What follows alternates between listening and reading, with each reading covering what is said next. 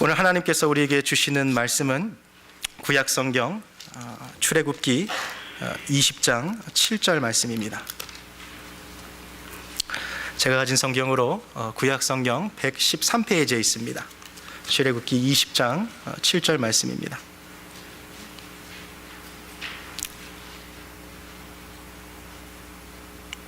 함께 같이 한 목소리로 합독하시겠습니다. 너는 너의 하나님 여호와의 이름을 망령되이 일컫지 말라. 나 여호와는 나의 이름을 망령되이 일컫는 자를 죄 없다 하지 아니하리라. 아멘. 이 시간 우리가 주님의 말씀 앞에 모였습니다. 하나님의 말씀이 우리의 삶을 인도하시고 우리가 갈 길을 보여주시기에 이 시간 성령께서 지쳐있는 우리의 마음과 영혼을 위로하여 주시고 하나님께서 말씀을 통하여 새 힘 주시기를 원합니다. 우리의 머리는 주님을 새롭게 알게 하시고 우리의 마음은 주님을 향한 사랑이 다시 한번 가득 채워지게 하시고 우리의 손과 발은 주님을 섬기는 하나님 준비되어 있는 마음으로 새로워질 수 있는 이 시간 되게 하여 주시옵소서. 부족한 종을 주님께서 이 자리에 세우셨으니 저의 연약함과 또 저의 부족함이 아니라 성령께서 오직 말씀으로 우리 성도님들에게 은혜 주시고 필요한 말씀을 주시는 이 시간 되어지게 하여 주시옵소서. 감사드리며 주 예수 그리스도의 이름으로 기도합니다. 아멘. 우리 전후좌우 계신 분들 보면서 한번 좀 같이 인사했으면 좋겠습니다. 집사님 오늘 잘 오셨습니다. 뵈니까 너무 반갑습니다 하고 좀 같이 인사하시면 좋겠습니다. 네. 별로 안 반가우신가 봐요. 한번 보고 좀 환하게 웃으시면서 좀 인사했으면 좋겠습니다. 반갑습니다. 잘 오셨습니다. 인사했으면 좋겠습니다. 네. 네. 네. 부모가 자녀를 낳을 때에 가장 많이 고민하는 것 중에 하나가 내가 지금 낳는 이 아이의 이름을 내가 뭐라고 붙일까 하는 것입니다. 한번 정해놓은 이름이 아이의 평생 진행되기 때문에 부모는 이 아이를 출산하기 전부터 이 아이의 이름을 이렇게 고민하죠. 이 자녀를 낳았는데 자녀의 이름을 1호, 둘째를 2호, 셋째를 3호 이런 식으로 물품 번호 찍듯이 붙이는 부모가 어디 있겠습니까? 세상에 참 별 이름들이 다 있더라고요. 최근에 미국 이렇게 신문을 좀 보니까 그 아이 이름을 ABCDEFG라고 지은 부모가 있었어요. 그래서 참 세상에 별난 부모도 다 있구나 싶기도 해요. 또 어떤 부모는 자기 아이들이 하도 막 말썽을 피니까 좀 마지막 막내 너는 좀 신중하게 살아라 그래서 이름을 신중이라 줬는데 아버지 성이 임씨였어요. 그래서 임신 참 세상에 별 이름들을 다 짓는 것들을 우리가 보게 됩니다. 제가 우스갯소리로 얘기합니다만 사실 부모가 자녀의 아이의 이름을 지을 때는요, 아이의 어떤 그 미래를 향한 부모의 어떤 기도 제목과 소망과 소원을 투영해서 이 아이의 이름을 짓죠. 우리 성도님들 자녀의 이름 다 지어보셨을 텐데요. 어떻게 이름 지으셨어요? 어떠한 소원을 가지고 어떠한 의미를 가지고 이름을 지으셨습니까? 우리가 가진 이름도 사실 우리의 부모로부터 받고 있는 어떤 신앙의 유산이나 부모의 소원과 부모의 그 소망이 우리의 이름 속에 담겨 있는 것을 우리가 보게 되죠. 어떤 분들은 자기가 자기 자녀의 이름을 짓는 분도 계십니다만 자기의 아버지, 그러니까 새로 태어난 아이의 조부모를 찾아가서 이름을 대신 지어달라고 부탁하는 분들도 또 계세요.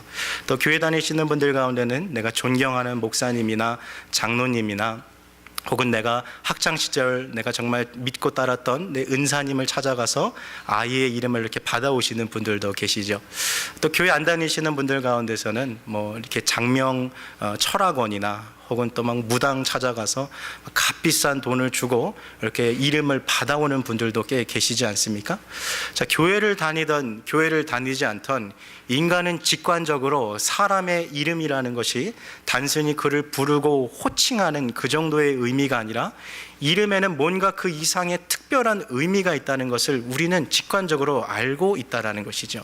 그런데 성경에서도요, 하나님께서 사람의 이름에 대해서 언급하실 때 그 사람의 이름이 마치 그의 인생의 운명과 연결되어 있는 것처럼 주님께서 다루시는 것을 보게 됩니다.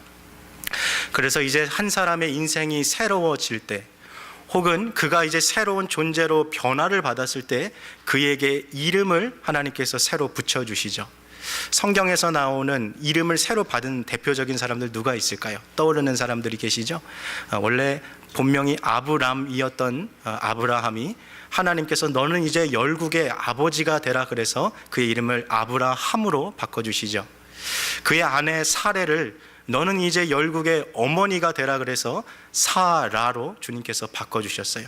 아브라함의 손자 야곱은 본래 그의 이름이 뒤꿈치를 잡은 자, 사기꾼이여 속이는 자라는 아주 좋지 않은 이름의 뜻을 갖고 있었는데 하나님께서 그의 이름을 약복강에서 천소와 씨름하던 그날 밤 너가 하나님과 겨루어 싸워 이겼다 그래서 이스라엘로 그의 이름을 바꿔주셨죠. 또 야곱의 아들 요셉은 11년 동안 애굽에서 노예 생활하다가 2년 동안 지하 감옥에서 살아가다가 바로 앞에 섰을 때 바로 왕이 그의 이름을 너는 이제부터 사브낫 바네아로 너의 이름을 바꾸라라고 말해줬어요. 또 우리가 신약 성경에 가면 예수님의 12제자 중 주님의 수제자였던 시몬을 주님께서 부르시고 시몬아 이제 내가 너를 베드로라 하겠다라고 주님께서 그의 이름을 바꿔주시죠. 사람의 이름이 바뀐다는 것, 그것은 단순히 그를 부르는 호칭이 바뀐다는 것이 아니라 그의 전 존재가 변화한다는 것을 성경은 여러 번 우리에게 보여주고 있습니다. 자, 그렇다면 우리는 어떨까요? 천주교 다니시는 분들 보면 이렇게 뭐 영세나 세례 받고서 막 아주 멋진 이름들 다 하나씩 갖고 있잖아요. 뭐 베네딕트 뭐 이런 좀 어디서 뭐 좀 이탈리아식 같은 좀 이름을 이렇게 받게 되잖아요. 우리는 어떤 이름을 받을까요? 왜 우리는 새 이름을 왜 세례 주고 받지 않을까요? 그것은 요한계시록에 예수님께서 재림하시는 그날 하나님께서 우리에게 새로운 이름을 주실 것이라고 이미 그것이 예언되어 있기 때문인 것이죠. 마지막에 주님 다시 오는 그날 우리는 아무도 알지 못하는 우리의 새 이름을 받게 될 것이에요. 즉 그 이름을 통하여 앞으로 하나님과 영원히 펼쳐질 그 천국에서의 새로운 삶을 우리에게 허락해 주신다는 것을 보여주고 있는 것이죠. 본래 이처럼 사람의 이름은 그 단순히 호칭의 의미가 아니라 그의 전 인격과 존재를 담는 것을 의미합니다. 이런 장면을 한번 생각해 보시겠어요? 학창 시절에 한 교실에서 선생님이 학생들에게 가정통신문을 나눠줬어요. 근데 가정통신문 맨 위에 각 학생들의 부모의 이름이 적혀 있습니다.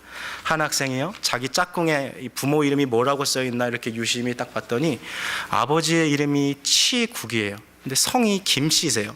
그래서 야, 너희 아빠 이름이 김치국이야? 하면서 막 놀리기 시작했어요.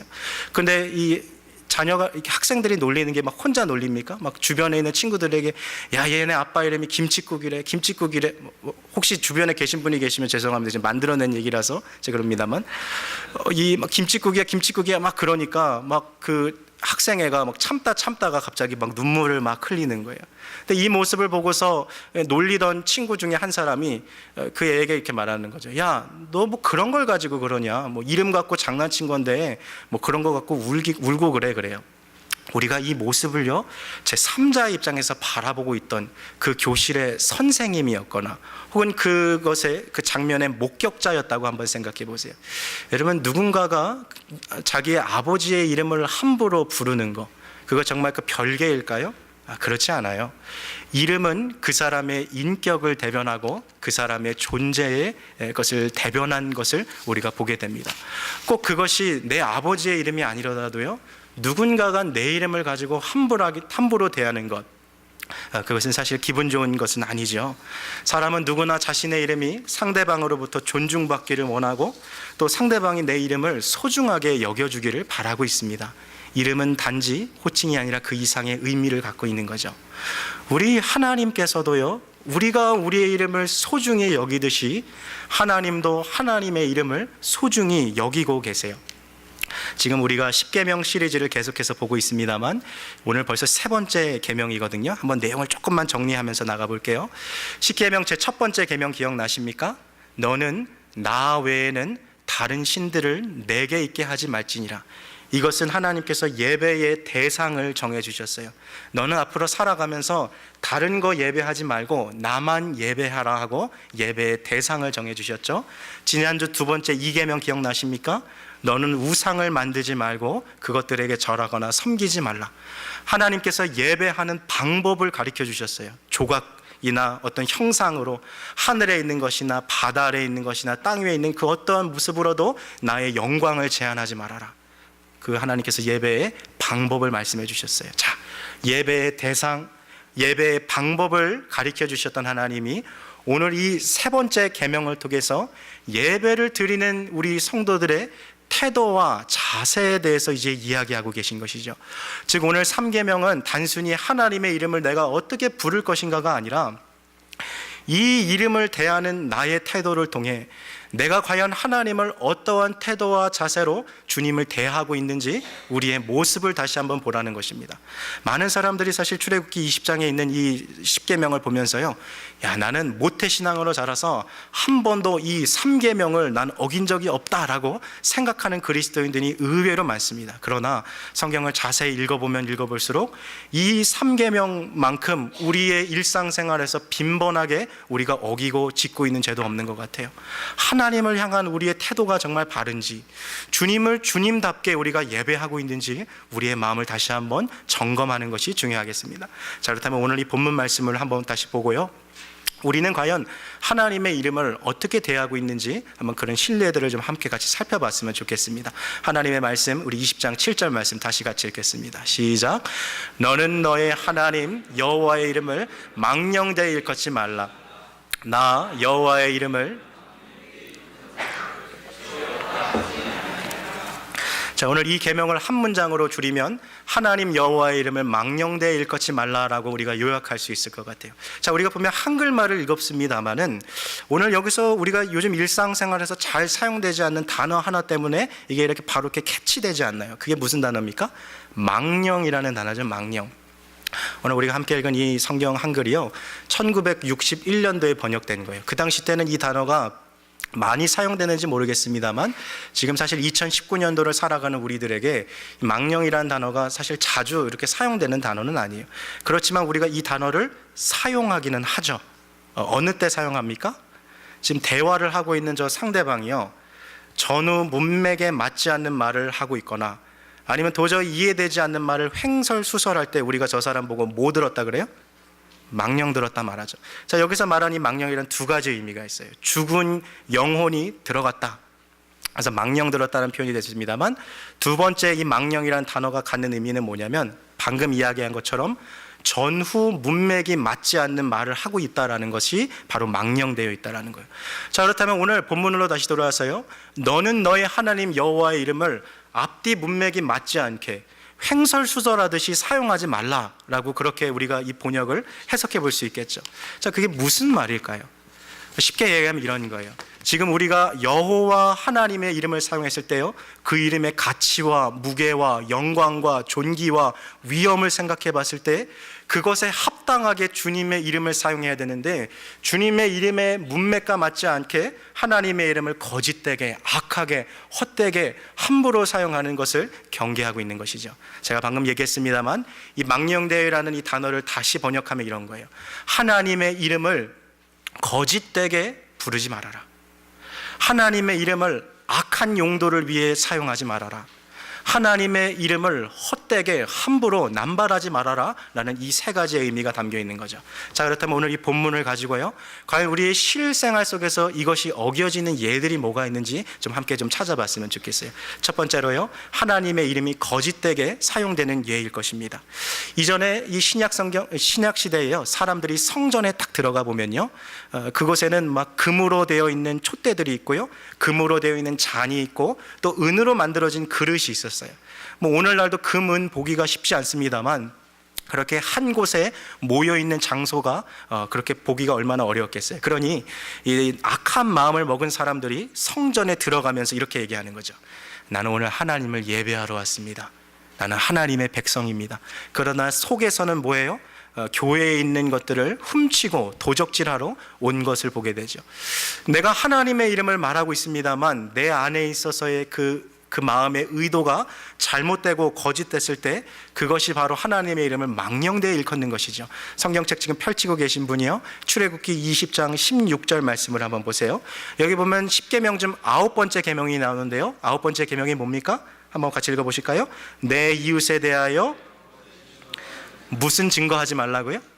거짓 증거. 여기서 말하는 이 거짓이란 단어가 오늘 7절에 사용된 망령이란 단어와 사실 똑같은 단어예요. 그래서 오늘 본문을 다시 해석하면 너는 너의 하나님 여호와의 이름을 거짓되게 일컫지 말라라는 것이죠. 하나님의 이름을 내가 지킬 의도도 전혀 없는 약속을 할 때 사용하는 것, 그것을 주님은 강하게 경계하고 계신 것이죠. 자, 두 번째 하나님의 이름을 망령되이 부르는 예는요, 악한 일을 저지를 때 하나님의 이름을 사용하는 것입니다. 입으로는 하나님을 위한 것이라고 말하지만 실제로는 악을 행하는 것을 의미하는 거죠. 내가 이렇게 하는 거, 이거 다 하나님을 위해서 하는 거야 라고 말합니다만 실제로 그 마음속을 들여다보면 자신의 욕망과 욕심을 채우기 위한 도구로 하나님의 이름을 사용하는 것들이 너무나도 많다는 것이죠. 사실 이 교회를 살펴보면 교회 역사도요, 교회가 가장 많이 타락한 시대에도 하나님의 이름이 이렇게 함부로 사용되었더라고요. 성직자들이 교회에서 거쳐지는 그 헌금으로 자기가 배부르고 자기 주머니를 채우기 위해서 하나님을 위한 것이라고 성도들에게 헌금을 강요해서 그것들로 자기의 배를 채웠어요. 겉으로는 하나님의 이름을 사용하는 거룩한 직책을 갖고 있고 거룩한 역할을 하지만 그 속은 누가 보아도 정말 썩어 있는 욕심과 욕망을 위해 살아갔던 것이 교회의 역사 안에서도 우리가 일어나고 있는 것을 보고 있는 거죠. 자, 그렇다면 우리들은 어떨까요? 만일 우리가 하나님의 이름으로 기도하고 있고 하나님의 이름으로 신앙생활하고 있지만 실제로는 내 자신의 욕심과 욕망을 위해서 주님의 이름을 부르고 있다면 그것은 하나님의 이름을 거짓되게 사용하고 있는 거죠. 이런 기도가 혹시 그런 건 아닐까요? 하나님, 저 부자 되게 해주십시오. 그래서 하나님, 제가 헌금 많이 하게 해주십시오. 이런 기도에 대해서 우리가 어떻게 생각할 수 있을까요? 그 기도의 겉으로 드러나는 그런 의도들은 좋아 보일 수 있어요. 그래, 저가 돈 많이 벌고 부자 돼서 하나님 일 하겠다는데 뭐가 문제인가? 그런데 그런 기도의 내면에 있는 깊은 동기와 그 마음의 중심을 살펴보면 내 자신의 욕심과 내 자신의 탐심을 이루기 위해서 하나님을 내 욕망의 도구처럼 사용하는 것, 하나님을 이름을 악하게 이용하는 그 마음의 그 뿌리를 우리가 발견하게 되지 않습니까? 하나님을 속이기 위해서 먼저 자기 자신도 교묘하게 속이는 인간의 그런 죄성을 기도 가운데서 우리가 발견하게 되는 거죠. 우리의 중심을 훤하게 보시고 계신 하나님께서 왜 우리의 의도를 모르시겠어요? 왜 우리 속에 있는 탐심을 주님 못 보실까요? 나의 욕심을 위해서 하나님의 이름을 거짓되게 부르는 것, 그것이 곧 하나님의 이름을 악하게 사용하는 것이죠. 제가 작년에 주기도문 시리즈를 설교하면서 이 하나님의 이름에 대해서 한번 언급한 적이 있습니다만 사실 이 미국 문화에서 보면 이 신의 이름을 막 정말 함부로 부르는 사람들이 너무 많아요. 근데 그 이름을 뭐 좋은 상황이나 그럴 때 부르는 것이 아니라 막 뭔가 화가 나고 일이 막 제대로 풀리지 않고 막 길을 가다가 막 돌부리에 걸려 넘어졌을 때 미국 사람들 하는 말들이 있어요. 제가 그냥 예를 들면 God damn 이란 얘기 많이 해요. 들어보셨어요? 하나님을 막 원망하는 거죠. 하나님을 그냥 막 비아냥하는 거죠. 손가락질하고 막 하나님을 욕하진 않지만 입으로 하나님을 결명하는 거죠. 아, 이거 신 때문이다. 신이 나에게 이런 것이다 하고 하나님을 원망하는 경우들이 많아요. 또 정말 막 일하다가 막 되지 않고 어려운 일 당하면 사람들이 막 화를 내면서 막 그 기가 막힌 상황 속에서 미국 사람들 막 이런 말도 해요. Jesus Christ. 들어보셨어요, 사람들? 이게 미국 사람들의 이 언어 생활에 너무나도 막 묻어 있는 거죠.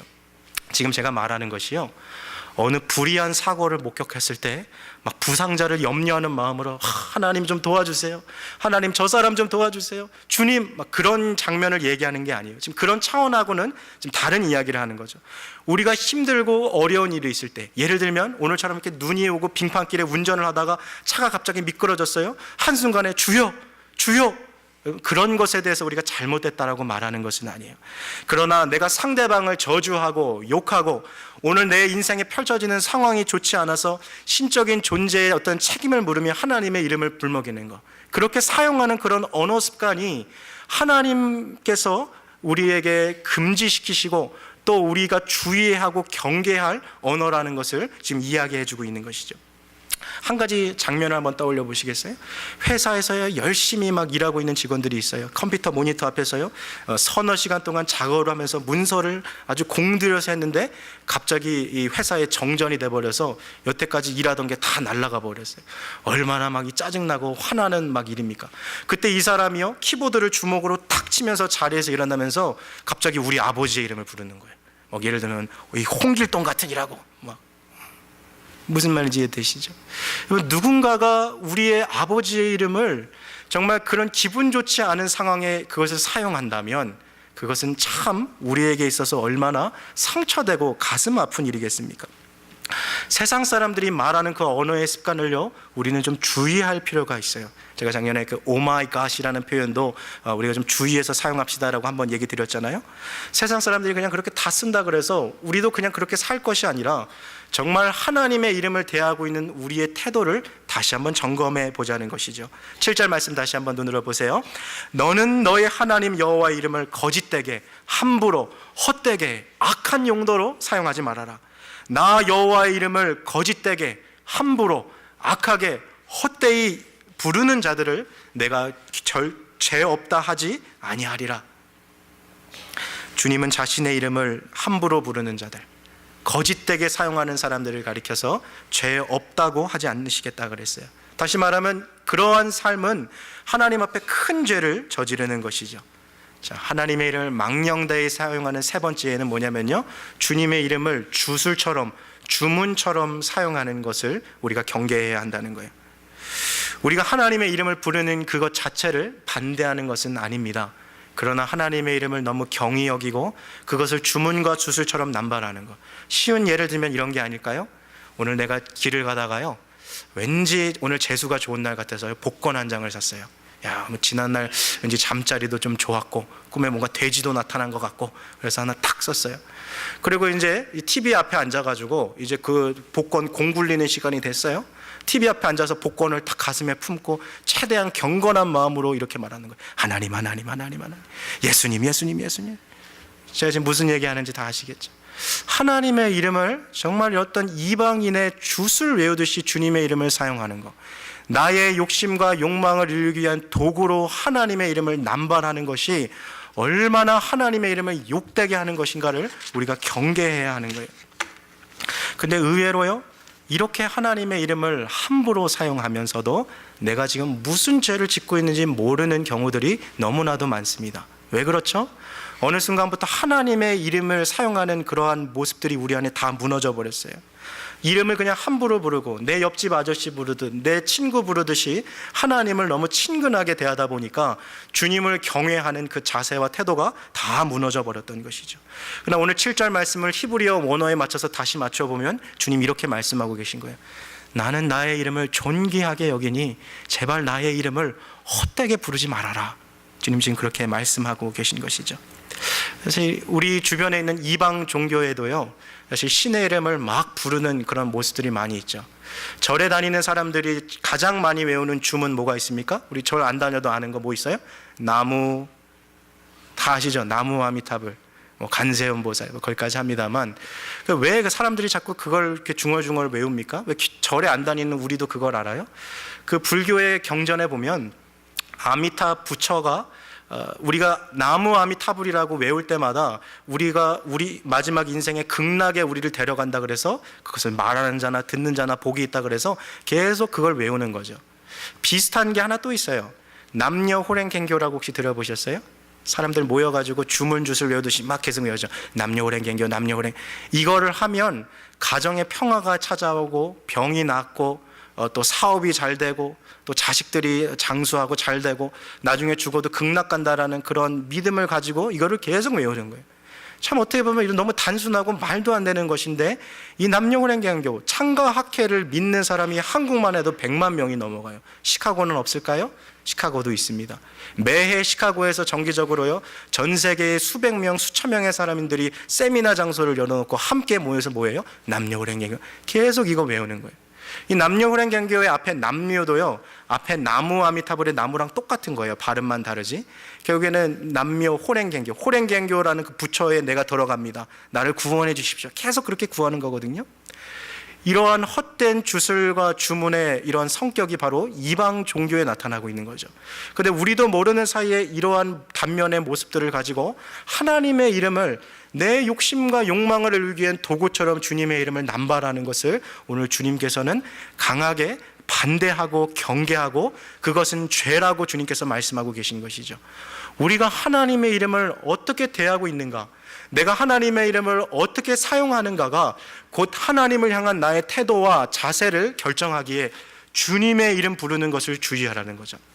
예전에 한국도요, 부모의 이름을 자녀가 부를 때요, 뼈대 있는 집안들은 좀 이렇게 가르쳤던 것 같아요. 너 이제 누가 아빠 이름을 물어보면 아빠 이름을 그냥 홍길동이라 말하지 말고 어떻게 얘기해요?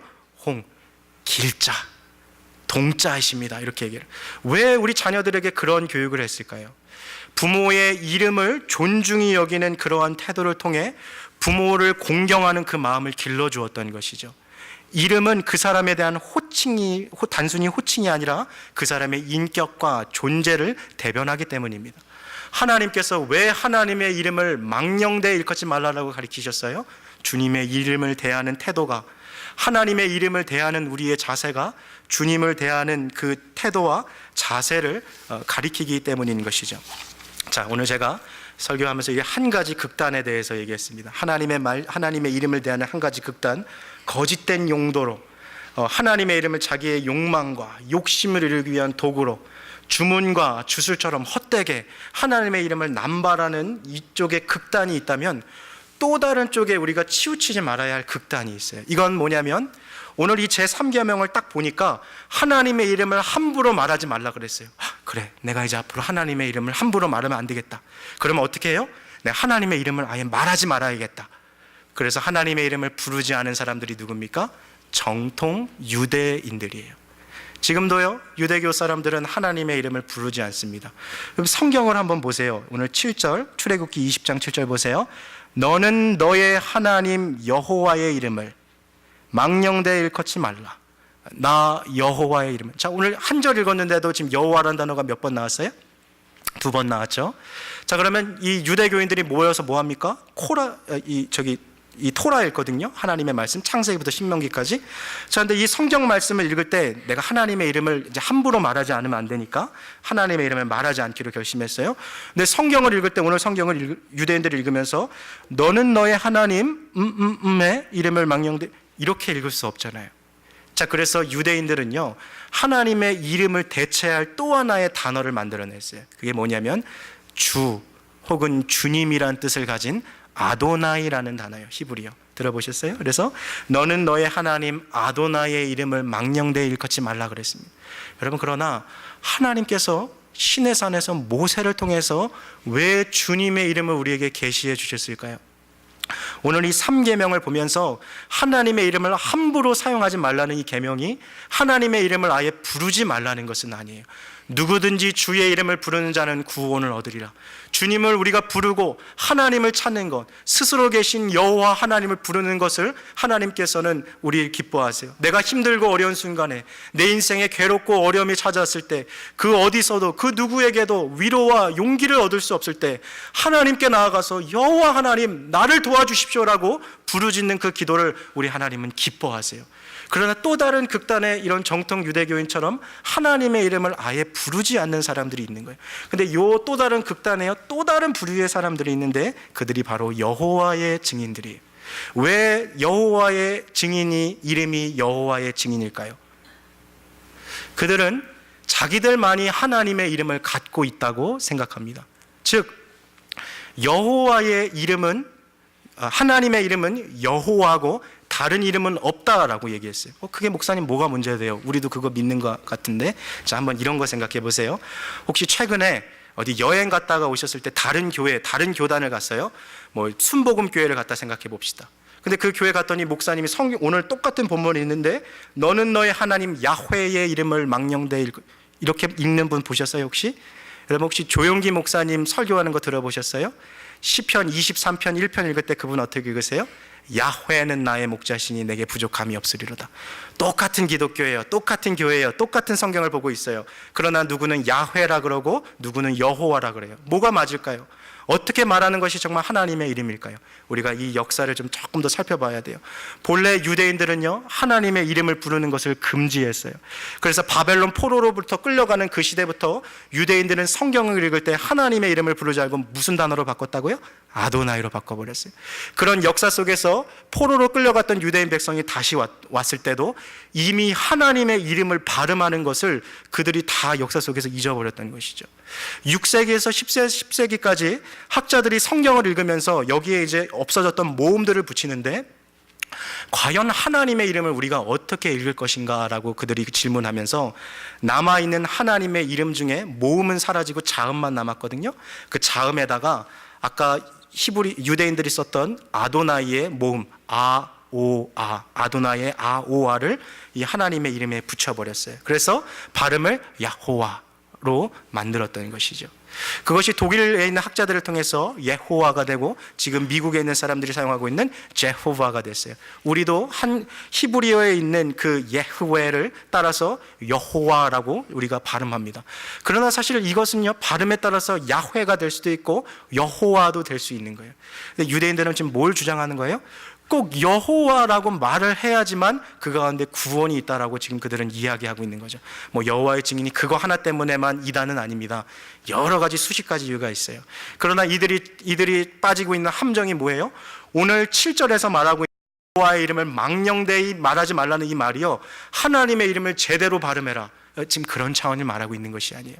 하나님의 이름을 대하고 있는 나의 태도가 무엇인지, 나의 자세가 무엇인지, 내가 정말 이 하나님의 이름을 존귀하게 여기고 있는지 그것을 살펴보라고 지금 이야기하고 있는 것이죠.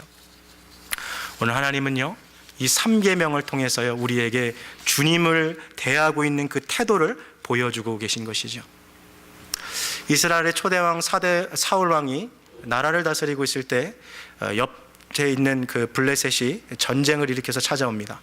엘라 평지에서 양쪽 군대가 마주보고 전열을 가다듬고 있을 때 이 블레셋에서 진영을 대표해서 한 사람이 나오죠. 당시에 이 블레셋은 철기 문화를 갖고 있었어요. 그에 비해서 이스라엘은 아직 철기 문화에 들어가지 않았습니다. 검과 검이 맞대면 이스라엘 검들이 다 부러지는 거예요.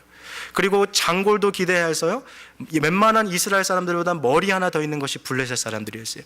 그 중에 키가 가장 컸던 사람, 2m 90cm, 6.5 feet의 크기의 키를 갖고 있었던 골리앗이 그날 블레셋 진영의 대표로 나왔어요. 너희 중에 한 사람을 불러내라. 나와 1대1로 싸워서 그 사람이 이기면 우리 전체가 너희의 노예가 되고, 그 사람과 내가 1대1로 곁어서 내가 이기면 너희 전체가 우리의 노예가 되라. 이스라엘 백성들이요, 2m 90cm의 저 6.5 feet의 저 거인을 보고 겁을 먹고 다 바위 틈으로 숨어버렸어요. 그때부터 블레셋 사람들과 골리앗이 쉴 틈 없이 이스라엘 백성들을 조롱하고 놀려댑니다. 그리고 더 나아가서 하나님의 이름을 모욕하기 시작해요. 그러나 아무도 이 골리앗이 두려워서 그 앞에 나가지 못한 것이죠. 때마침 아버지의 심부름으로 형들의 그 안부를 확인하기 위해서 찾아왔던 소년 다윗이 형들에게 도시락을 건네주다가 저 엘라 골짜기에서 들려오는 저 거인 골리앗이 하나님의 이름을 모욕하는 얘기를 듣게 됩니다. 아니, 저 할례도 받지 않은 이방인이 내가 믿고 섬기는 내 하나님 여호와의 이름을 모욕한다. 참을 수 없는 일이었어요. 그래서 다윗이 한 걸음에 그 엘라 평지 골짜기로 달려가지요. 골리앗이 보니까요, 갑옷도 하나 입지 않고 칼 한 자루도 들지 않은 10대 청년, 얼굴이 붉은 저 사람이 나와 있어요. 참 기가 막히죠. 야, 너가 나를 개로 여기고 여기 나왔느냐? 집에 가서 엄마 젖이나 더 먹고 와라. 골리앗이 그렇게 다윗을 조롱할 때에 다윗이 역사에 길이 남을 말을 남기지 않습니까? 너는 칼과 창과 단창으로 내게 오거니와 나는 내가 모욕하는 이스라엘 군대의 하나님 곧 만군의 여호와의 이름으로 내게 나아가노라. 오늘 하나님께서 너를 나에게 붙이시리니 내가 오늘 너와 블레셋 자손을 내가 다 이기리라.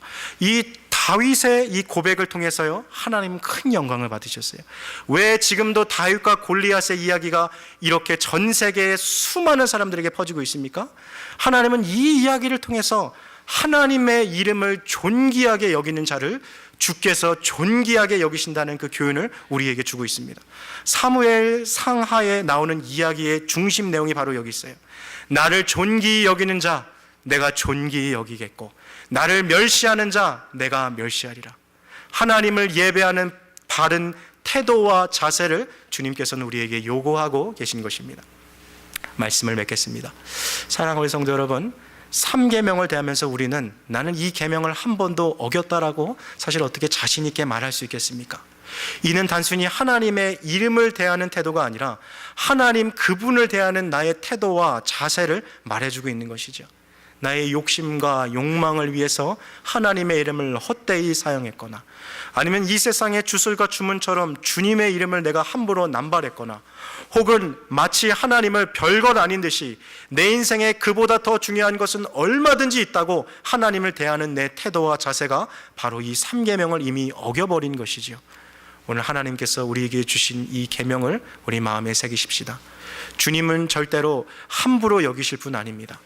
주님은 우리가 친구 부르듯이 부를 수 있는 분 아닙니다. 우리 하나님은 존귀하신 분이며 하나님은 영광과 위엄이 무한하신 하나님이십니다. 그 하나님을 소중하게 여기심으로 말미암아 하나님께서도 우리를 보시고 우리의 삶을 존귀하게 여기실 수 있는 복된 우리 모든 코너스톤 교회 성도님들 되시기를 주님의 이름으로 축복합니다. 이 시간 함께 같이 기도하시겠습니다.